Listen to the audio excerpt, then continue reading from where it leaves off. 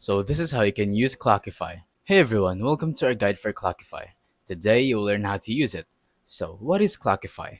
Well, it is a time tracking website where you can focus on your projects and then track the amount of time you do per project. So you can have a very organized way of doing things, basically just organizing whatever you want to do.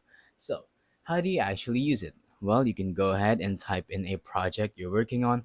For example, you're editing a video, so I'm just gonna put video edit,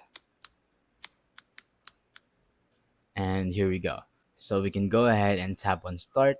For example, I'm going to start video editing now, and it's going to do a countdown or a counter or a time counter. Once we're done, we can go ahead and tap on stop. And then here we can see that this is the amount of time we did to make the video edit. So you can use this as a way to analyze or figure out the time it takes for maybe if you have a business and you're paying someone hourly, and so they can use this to start, and for example they work for 4 hours, you can pay them for 4 hours. So that's pretty much it. Thank you for watching. Don't forget to leave a like, subscribe, and let us know in the comments if the tutorial worked or if you have any questions.